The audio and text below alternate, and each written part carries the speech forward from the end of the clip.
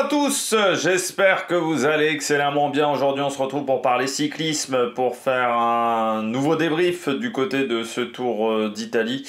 Et aujourd'hui on s'attaque à Juan Ayuso avec cette grande question: qu'est-ce qu'on va faire de Juan Ayuso? Que va-t-il devenir?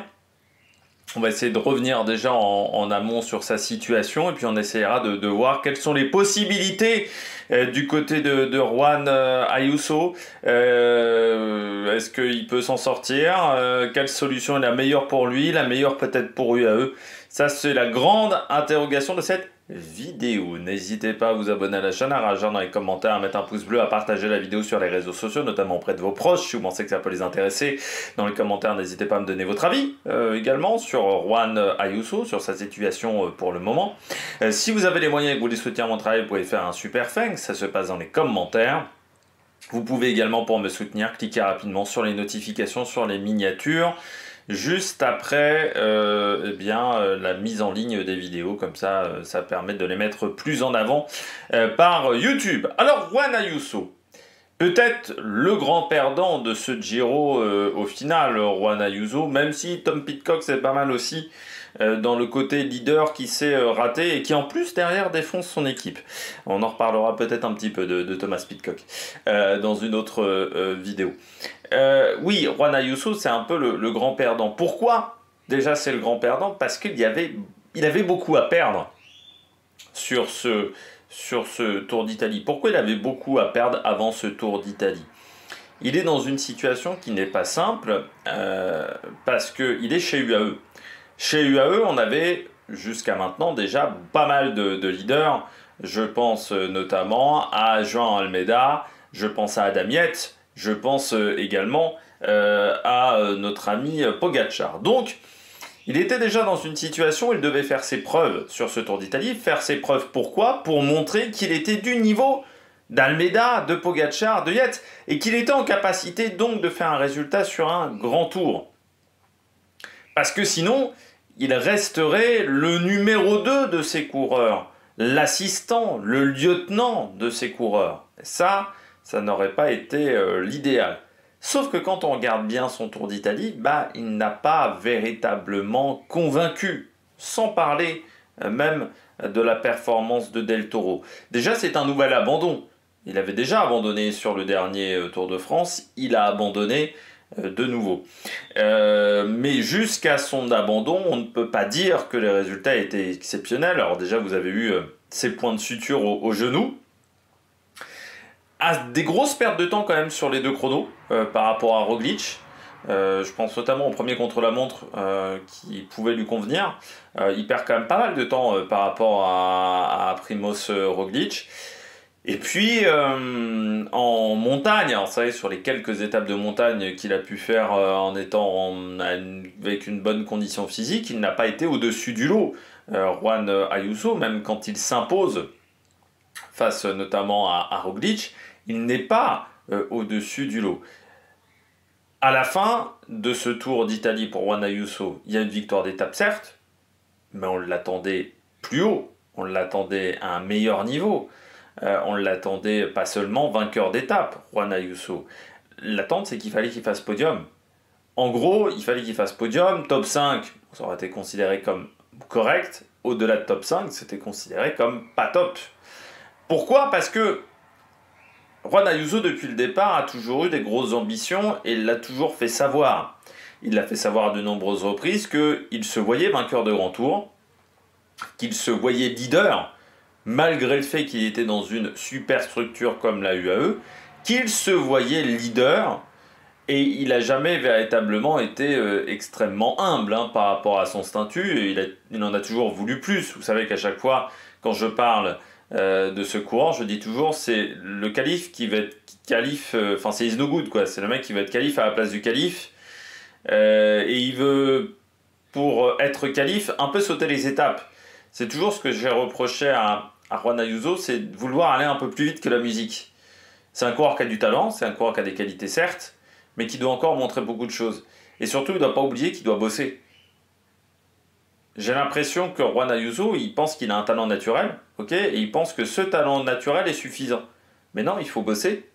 Il faut bosser parce que Tu es dans une équipe où le talent naturel, ça ne suffit pas. Des mecs qui ont du talent naturel chez UAE, il y en a des dizaines. Hein. Sur une équipe de 30, il y en a des dizaines. Donc tu peux pas te contenter seulement de ton talent. Il faut qu'il y ait la manière de bosser, et puis il faut qu'il y ait la manière d'appréhender la course également qui soit bonne. Sauf que dans ce domaine-là, Juan Ayuso a encore beaucoup de travail à effectuer.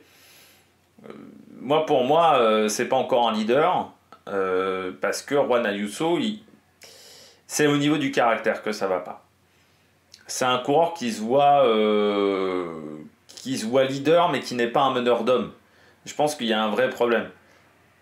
Pour réussir à ce que les mecs roulent pour toi, il faut leur imposer du respect. Et là, c'est le problème. Aujourd'hui, il veut que tout le monde roule pour lui, mais sans forcément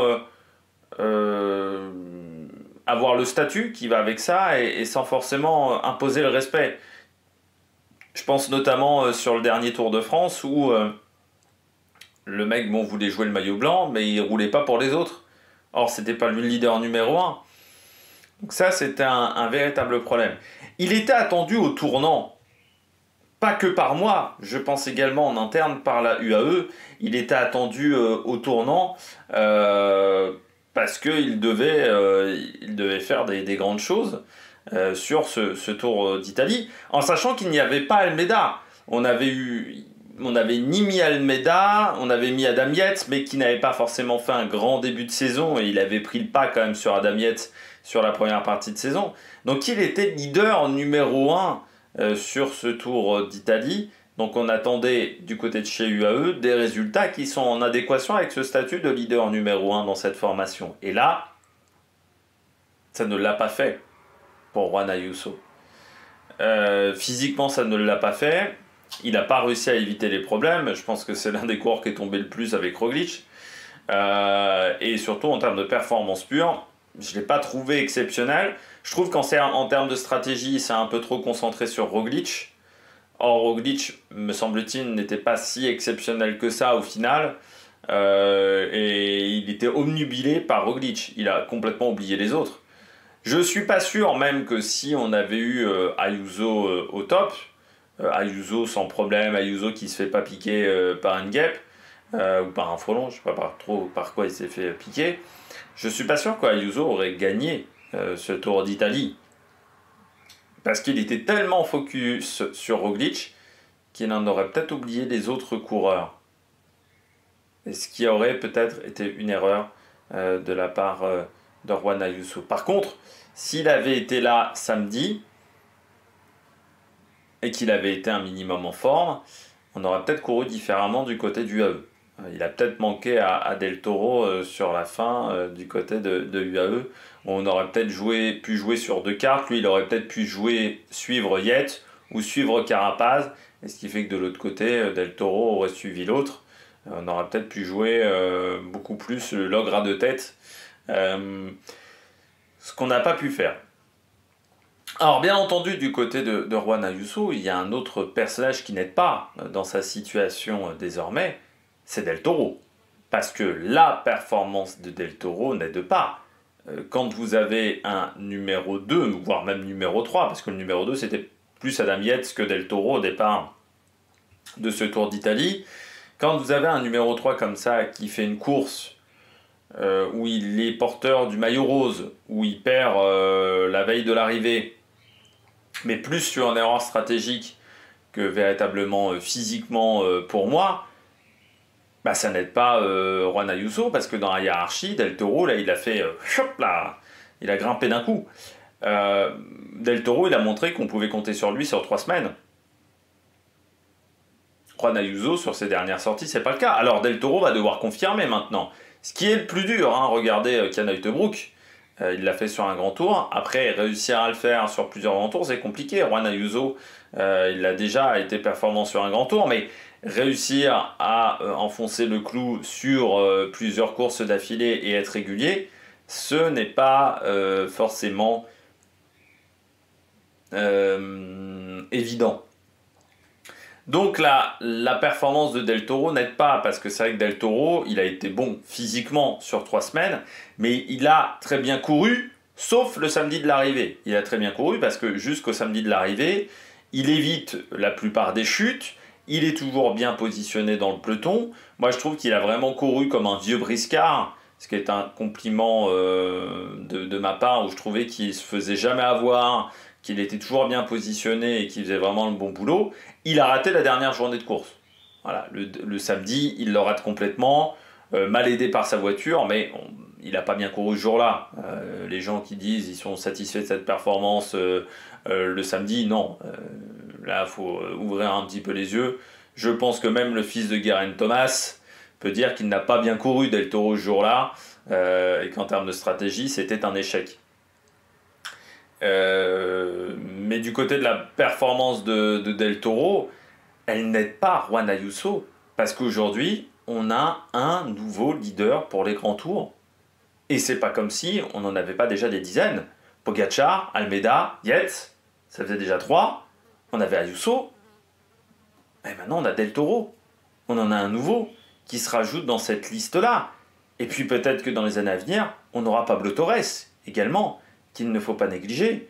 Pablo Torres, on ne sait pas le niveau qu'il va avoir, mais c'est vrai que là, la performance de Del Toro sur ces 3 semaines de course, la manière dont il a couru, la manière dont il a, lui, véritablement été un leader dans sa manière d'appréhender la course, ça n'aide absolument pas Juan Ayuso sur cette épreuve. Ça, c'est clair et net que du côté de cette formation, c'est loin d'être l'idéal. Et puis, le problème aussi de Juan Ayuso, c'est que certes, il n'a que 22 ans, sauf que Pablo Torres, sauf que Del Toro sont plus jeunes. Et oui, ils sont plus jeunes. Donc, on attendait quand même un résultat sur cette épreuve, sur ce Tour d'Italie, surtout que son dernier grand tour n'avait pas été une réussite. C'est vrai que ces deux premiers tours d'Espagne, eux, avaient été plutôt réussis, mais le Tour de France avait été quand même un échec avec un abandon assez tôt. Donc on attendait de Juan Ayuso un résultat. Alors on va me dire, il a que 22 ans, c'est jeune. Oui, c'est encore jeune. Mais chez UAE, je dirais pas qu'on est vieillard, mais par rapport aux coureurs qui arrivent derrière, c'est pas si jeune. Et puis à cet âge-là, Remco Evenepoel, voilà. Il était régulier déjà dans ses performances, dans ses résultats. Ayuso, il est bon sur les courses d'une semaine. Sur 3 semaines, sur le Tour d'Espagne, ça a fonctionné, mais il y a quand même, je trouve, un manque de régularité sur ces épreuves de 3 semaines. Et puis là, ce Tour d'Italie, c'est un vrai coup d'arrêt dans sa carrière, parce que jusqu'à maintenant, il était plutôt en pleine réussite, et là, ça met un coup. Sauf qu'il était déjà un petit peu dans l'œil du cyclone par rapport à ses sorties médiatiques, notamment par rapport au dernier Tour de France, et c'est vrai que ça n'aide absolument pas à se sortir de cette situation du côté de Juan Ayuso. Donc il se retrouve vraiment dans l'œil du cyclone désormais, et là, ça va être compliqué. Donc c'est sûr que ce jeune âge, il y a 10 ans, oui, on aurait dit 22 ans, c'est encore une grosse pépite, voilà, il va s'en sortir. Il a encore beaucoup à apprendre, à travailler, sauf que aujourd'hui, 22 ans, c'est pas si jeune, et qu'aussi, sur les 10 dernières années, on a vu des coureurs qui étaient jeunes prometteurs et qui n'ont pas véritablement jusqu'à maintenant réussi à sortir un bon résultat. Je pense qu'Yann Uijtdebroek, c'est vrai que depuis sa belle performance sur la Vuelta, il a du mal pour le moment. Alors, pas mal de pépins physiques également. Mais je pense sur un autre registre, le sprint David Decker, très prometteur quand il arrive chez Visma. Aujourd'hui, on peut dire que c'est un échec. Je pense également à Kreuziger. Kreuziger, très bon chez les jeunes, et puis bon, plus il vieillissait, moins c'était vraiment bon. Robert Resing, un petit peu pareil également. Si on regarde d'autres coureurs sur le profil grimpeur, je pense à Sam Oomen aussi, qui aurait dû devenir un très grand équipier. Aujourd'hui, c'est un mec beaucoup plus lambda, donc c'est pas toujours facile, hein. Certes, des fois, on a des coureurs jeunes qui sont performants, mais regardez, Arnaud Delis, Olaf Koy. Olaf Koy arrive à enchaîner plutôt les bons résultats. Arnaud Delis, c'est un petit peu plus compliqué. Et aujourd'hui, 22 ans dans les équipes cyclistes, c'est plus considéré comme une excuse. C'est-à-dire, on considère plus qu'à 22 ans, vous êtes jeune. On attend, et surtout dans une structure comme UAE, des résultats. Et là, on attendait un résultat sur ce Tour d'Italie. Et ça a été, après sa victoire, un petit peu la traversée du désert pour Juan Ayuso. On va essayer de voir dans cette suite de vidéos désormais 4 possibilités pour la suite de la carrière de Del Toro. 4 possibilités sur un potentiel statut, un potentiel départ, pourquoi pas, dans d'autres formations du coureur espagnol. On commence avec la première possibilité. Première possibilité pour moi, il reste chez UAE. Tous les coureurs de chez UAE restent. Il garde le même statut, mais il n'aura plus le droit de se planter. Alors, je pense que ça serait une prise de risque du côté de la UAE parce que ça voudrait dire qu'on ne fait pas passer un step véritablement à Del Toro. Ce qui, je trouve, c'est que je serais quand même mesquin parce que vu la performance de Del Toro sur le prochain Tour d'Italie, sur le dernier Tour d'Italie, il a quand même fait une très très belle performance qui pour moi mérite désormais qu'il ait un statut différent du côté de cette formation. Le statut de numéro 4, hein, derrière Del Toro, derrière Pogacar, derrière également Almeida, mais peut-être même ou 3e ou 4e en termes de statut. Et pour moi, ça serait quand même une prise de risque pour Juan Ayuso, parce que ça voudrait dire qu'on lui refait confiance, mais il n'aurait plus le droit de se planter. C'est-à-dire, avec 2 abandons d'affilée sur 2 grands tours, un 3e abandon ou un échec en termes de résultats nuirait énormément à sa réputation.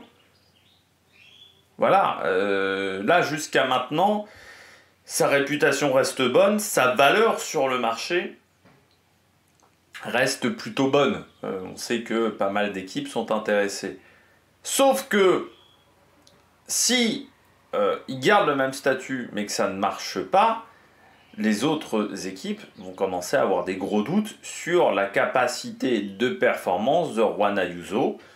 On se dira, est-ce que c'est l'espoir qui n'arrivera jamais à percer, qui n'arrivera jamais à performer, qui n'arrivera jamais à passer un cap. C'est aussi une prise de risque du côté de la UAE au niveau du relationnel dans l'équipe, hein, parce que si Del Toro ne passait pas un cap, comment ça serait vu pour les jeunes de cette formation? Je pense notamment à Pablo Torres. On dirait, ah bah d'accord, il faut faire combien de résultats avant de pouvoir augmenter sa place dans la hiérarchie de l'équipe. Ça serait peut-être également mal vu par certains coureurs qui considèrent que Del Toro a été bon et qui considèrent que Ayuso n'est peut-être pas un si grand crack que ça et n'apprécie peut-être pas même Juan Ayuso. Donc ça pourrait être un véritable souci. Ça pourrait être également un souci pour UAE pour recruter d'autres coureurs, notamment dans les jeunes catégories. Hein. On sait que maintenant les recrutements, ça se fait presque à 15 ans. Peut-être que certains parents, certains agents diraient: moi je te conseille pas d'aller chez UAE dans les équipes jeunes parce que les possibilités d'augmenter dans la hiérarchie, de progresser dans la hiérarchie sont peut-être faibles tant qu'il y a un tel ou un tel dans la formation, et peut-être que si tu vas chez Decathlon ou que tu vas dans d'autres équipes, ton statut va progresser plus vite, et puis après ça t'empêche pas à 24 ou 25 ans de rejoindre UAE, mais tu auras déjà une valeur sur le marché importante et tu auras un statut dans le monde du cyclisme professionnel qui sera différent. Donc du côté de cette première possibilité, donc rester chez UAE avec le même statut, tous les coureurs restent, mais ça me semble risqué pour UAE en termes de relationnel dans l'équipe et pour attirer de nouveaux talents. Ça me semble une prise de risque. Et ça me semble une prise de risque pour Ayuso, qui n'a plus le droit de se planter, très clairement, parce que n'importe quelle plantade aura des grosses conséquences pour lui dans le futur. Deuxième possibilité, elle est très proche en fait de la première, c'est il reste chez UAE et au final c'est pas lui qui part, c'est Del Toro qui partirait et ce qui lui permettrait avec ce départ de Del Toro de garder le même statut en ayant moins d'opposition. Moi je trouve que ça serait une mauvaise idée du côté de la UAE parce que vu comment a couru Del Toro, vu ce qu'a réussi à faire Del Toro, notamment dans sa manière de courir. Moi j'ai bien aimé la performance sportive, mais j'ai bien aimé l'intelligence de course, sauf encore une fois le dernier jour. Mais sur 3 semaines, je trouve qu'il a plutôt bien couru, qu'il a été dans les beaux coups, qu'il a réussi à se débrouiller très bien seul. Et ça, c'est pas forcément évident. Tu renforcerais forcément un adversaire. Alors tu renforcerais peut-être un adversaire comme Visma, hein, un adversaire direct qui serait forcément intéressé, mais même s'il allait, pourquoi pas chez EF, même s'il allait dans une équipe peut-être avec moins de moyens, vu l'intelligence de course qu'a Del Toro, ça serait forcément un problème. Et on sait qu'il y a des équipes qui veulent avoir plus d'argent. Imaginons qu'on sache qu'il soit sur le marché. Ineos Total Energy pourrait vouloir recruter Del Toro et avec le collectif de cette équipe, ça pourrait faire des merveilles. Au lieu d'aller récupérer Evenepoel, qui est peut-être une arlésienne, le départ d'Evenepoel pour Ineos qui quitterait la Soudal Quick-Step, Del Toro serait disponible dans ce genre de situation, ce qui pourrait être très intéressant. Donc, c'est là où il pourrait y avoir, ça pourrait se complexifier du côté de la situation de Del Toro et on pourrait se dire, il est intéressant sur le marché des transferts. Cette possibilité n'arriverait que si Ayuso garde le même statut, parce que ça créerait peut-être de la frustration du côté de Del Toro de se dire, ah ben le mec s'est planté, le mec fait vivre un enfer au collectif. Voilà, bon, il n'est pas vraiment sympa avec ses équipiers.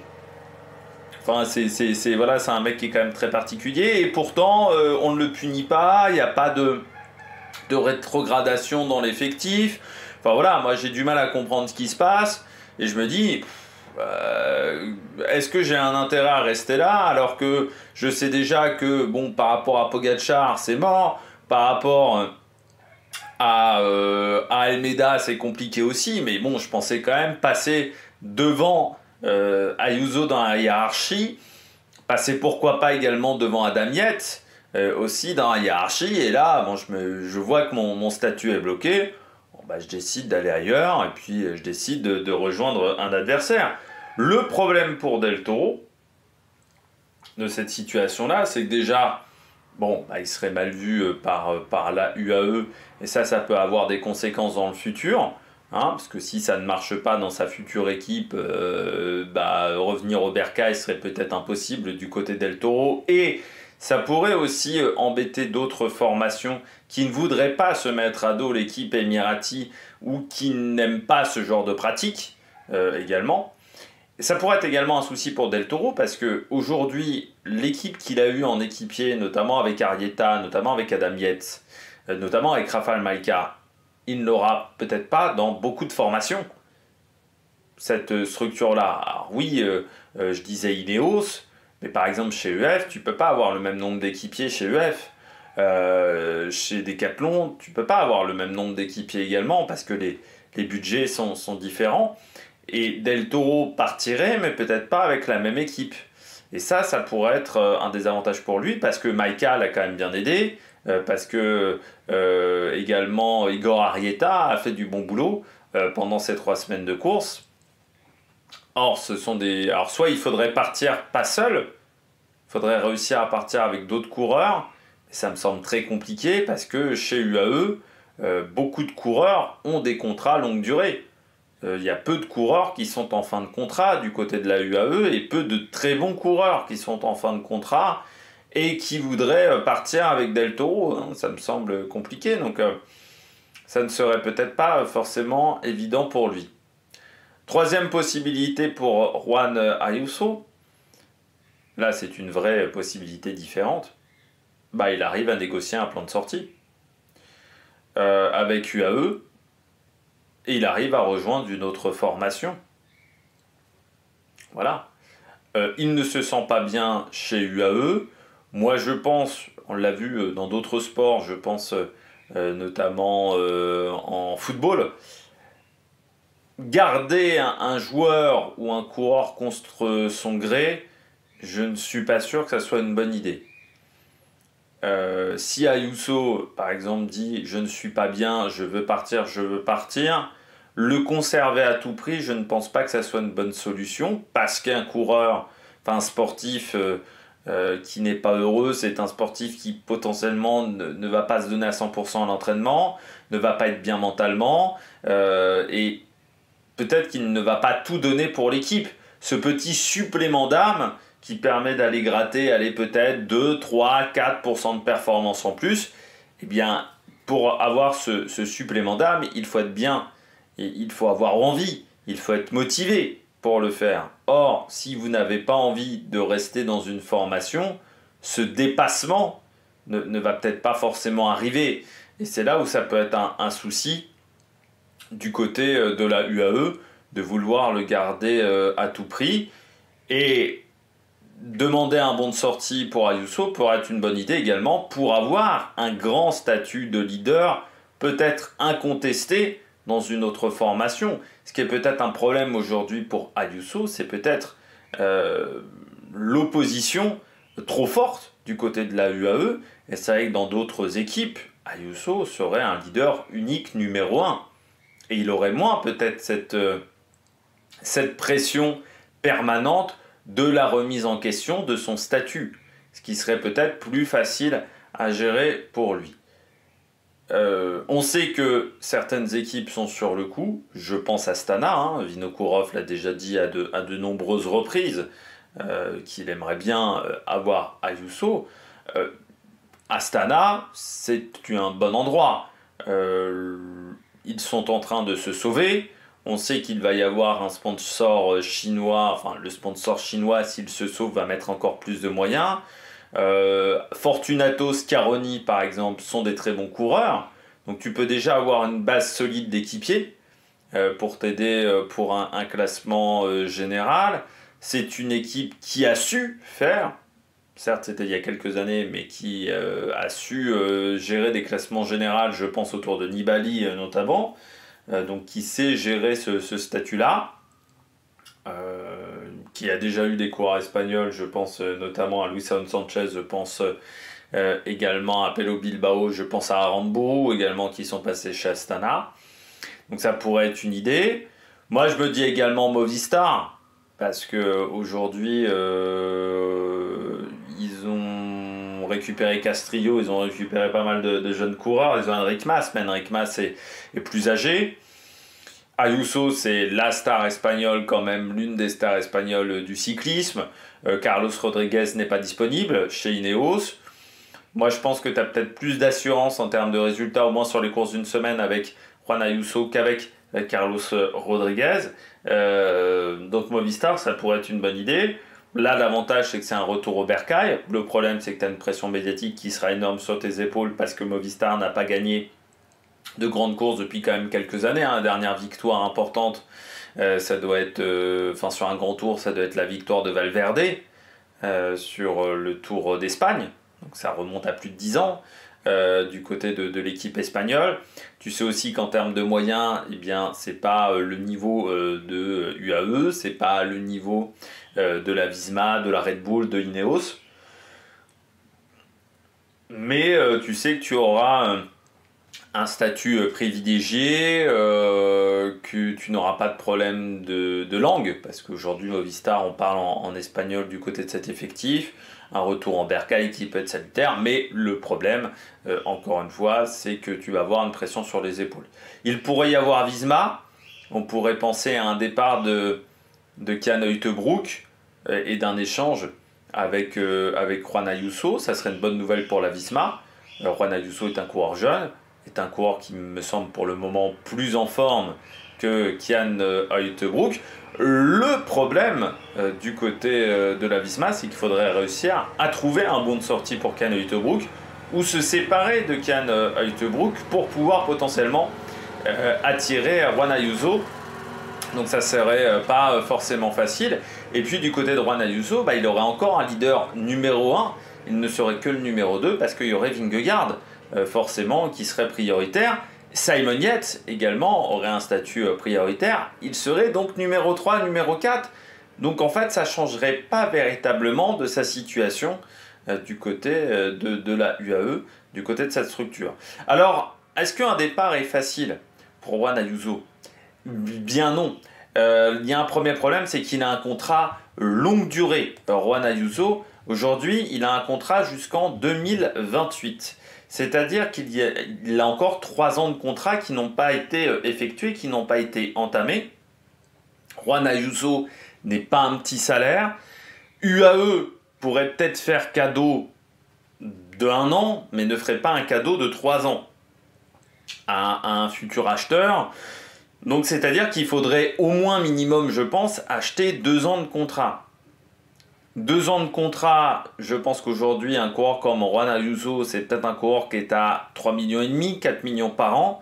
Ça veut dire qu'il faut être en capacité de débourser 8 millions, peut-être plus, avant même de pouvoir négocier un salaire avec Juan Ayuso. C'est-à-dire qu'il faudrait déjà réussir à payer ça. Des formations qui sont en capacité de payer 7-8 millions d'euros de transfert, de frais de transfert pour un coureur, il n'y en a pas beaucoup aujourd'hui. Je vous parlais de la Movistar. Je pense que la Movistar n'a pas l'argent pour le faire. La Visma, elle a peut-être l'argent pour le faire, mais je ne suis pas sûr qu'elle le fasse pour Juan Ayuso aujourd'hui. Elle le ferait peut-être pour un Pablo Torres, elle le ferait peut-être pour un Isaac Del Toro, elle ne le ferait peut-être pas pour un Juan Ayuso. Ineos le ferait aujourd'hui, surtout avec l'apport de la Total Energy. Red Bull serait en capacité de le faire, mais la Red Bull a déjà Lipovic, par exemple dans les jeunes coureurs talentueux. Alors, et puis comment verrait cette situation Primož Roglic? Peut-être que Primož Roglic, tu vois, de voir qu'on recrute un jeune coureur comme ça, talentueux, il ne le verrait pas d'un bon oeil. Et Lipovic, peut-être pas non plus. Mais Red Bull aurait les moyens de le faire. Ineos aurait les moyens de le faire. Mais aujourd'hui, une structure, je sais pas moi, comme la EF, une structure comme Groupama FDJ, n'aurait pas les moyens de le faire. Et puis peut-être que certaines équipes ne voudraient pas le faire également, racheter un coureur qui est sous contrat. Ensuite, il aura besoin d'équipiers. Toutes les structures ne peuvent pas lui fournir ça, ne peuvent pas lui fournir un Maïka, ne peuvent pas lui fournir un Sivakov. Alors soit il arrive à rejoindre la Visma, encore une fois, qui a ce vivier-là d'équipiers, mais peut-être moins. Astana aurait cette possibilité-là, mais là aussi, dans toutes les équipes, il n'y a pas forcément la possibilité. Et puis, imaginons que ce départ se passe mal.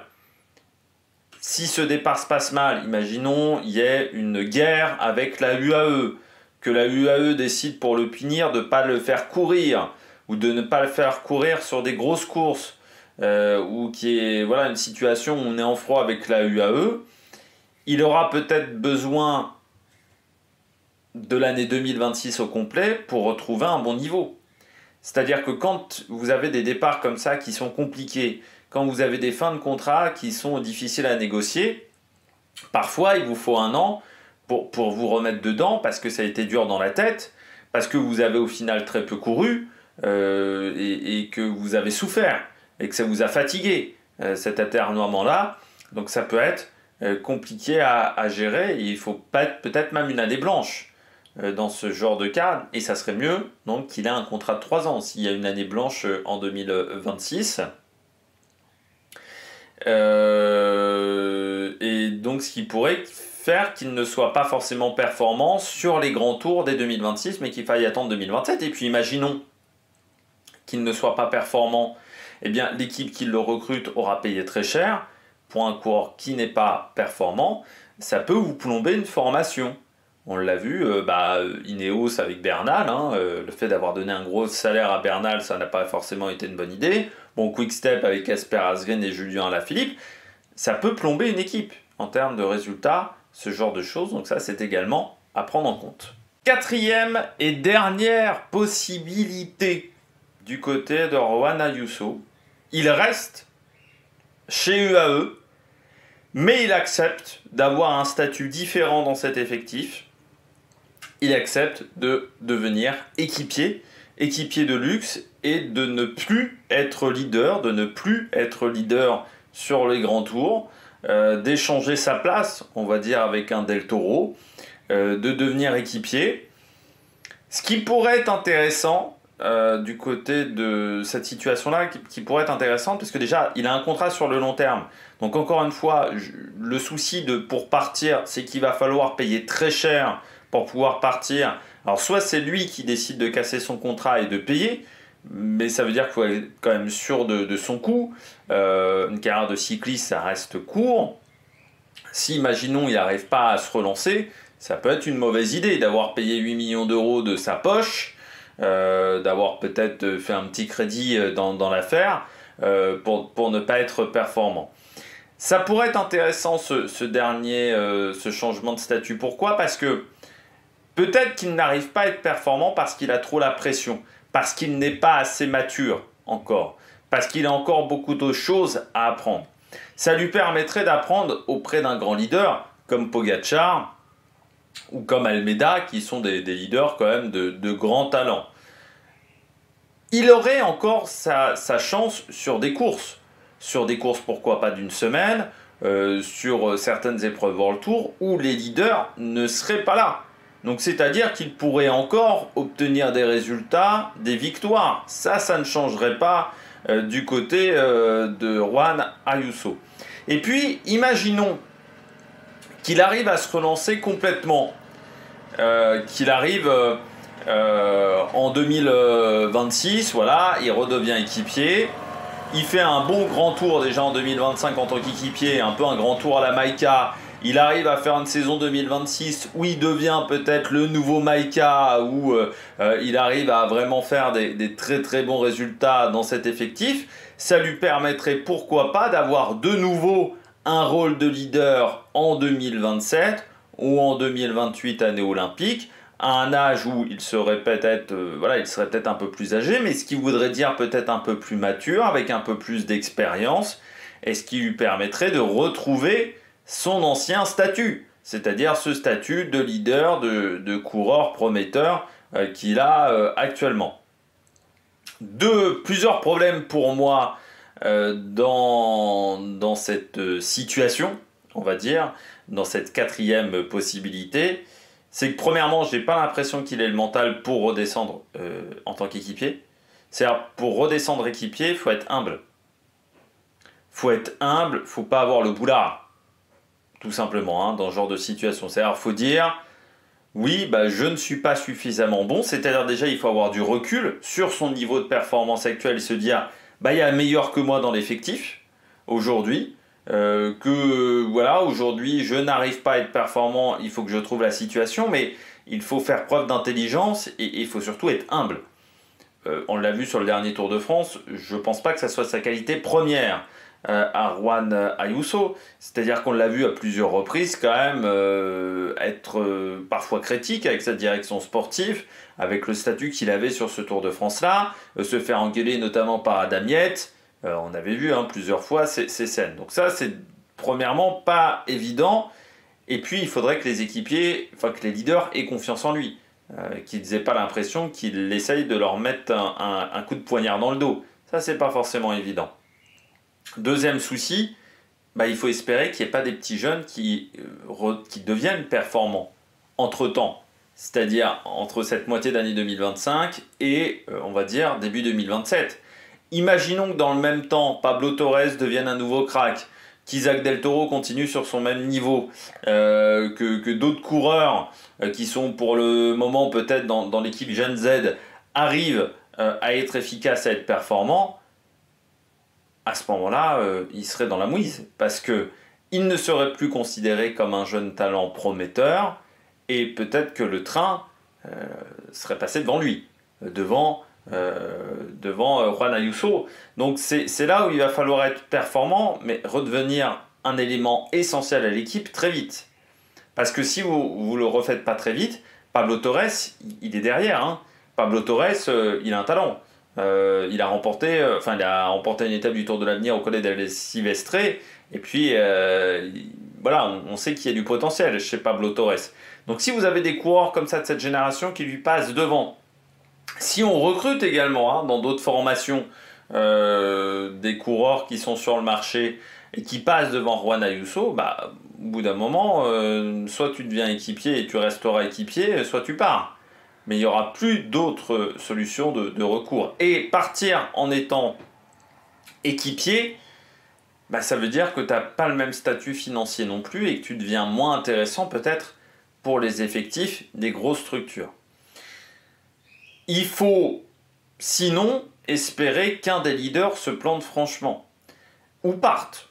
Il faut espérer qu'un Del Toro se plante, qu'un Almeida se plante, qu'un Damiette se plante ou parte à la retraite pour possiblement retrouver également un statut de leader. Parce que si tu as toujours Almeida, Del Toro, Yates, Pogacar devant toi, bah, ta possibilité d'être leader sur les grosses épreuves se réduit énormément, à part sur les courses de début de saison. Donc ça, il faut aussi qu'il y ait un grand leader qui se plante pour retrouver un statut important. Sinon, bah, le risque c'est de rester équipier, un peu comme Robert Resink, parce que Robert Resink était un jeune prometteur, il a été un peu redevenu équipier, et il est resté équipier jusqu'à la fin de sa carrière. Il n'a jamais réussi à retrouver ce statut de leader, parce que l'équipe dans laquelle il était a retrouvé des coureurs de plus en plus importants, et que lui n'a pas forcément retrouvé un niveau qui lui permettait d'être leader unique. Donc ça peut être le souci de cette quatrième possibilité.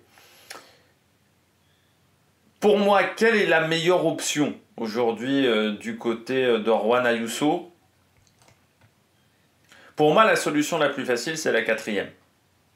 Pour moi, c'est la solution la plus facile parce que s'il est vraiment talentueux, il retrouvera un statut de leader. S'il est vraiment talentueux, il retrouvera un statut de leader. Et pour moi, un mec qui fait podium sur son premier grand tour de carrière, c'est un mec qui a un minimum de talent. Donc, pour moi, c'est la solution la plus simple. Et puis après, si ça marche pas, ça marche pas. Mais je pense pas qu'il soit numéro 30 dans la hiérarchie de l'effectif, quand même, Juan Ayuso. Donc ça lui permettrait quand même d'avoir un statut de lieutenant, ce qui est toujours un statut intéressant quand même dans les deux structures, notamment en termes de salaire. Mais pour moi, la quatrième possibilité me semble la plus intéressante. Je mettrai ensuite la troisième possibilité, qui est de partir, mais il faudrait réussir à s'entendre avec UAE sur une clause de départ, ce qui me semble compliqué jusqu'à maintenant. Et puis, bah, il n'aurait pas le droit de se planter dans une autre formation, parce que sinon après, ça peut être vraiment très compliqué derrière à enquiller. Les deux premières possibilités me semblent un peu illogiques. Voilà, pour tout vous dire, me semble pas faisable, me semble pas réel. Donc c'est pour ça que je dirais quatrième possibilité, troisième possibilité, et puis ensuite les deux autres possibilités pour Juan Ayuso. Eh bien, j'espère que vous avez aimé cette vidéo. Du côté du Giro, il y aura donc un débrief global du Giro, puis les notes également de ce Tour d'Italie. D'ici là, n'hésitez pas à vous abonner à la chaîne, à réagir dans les commentaires, à mettre un pouce bleu. Allez, ciao ciao sur l'Amérique Production.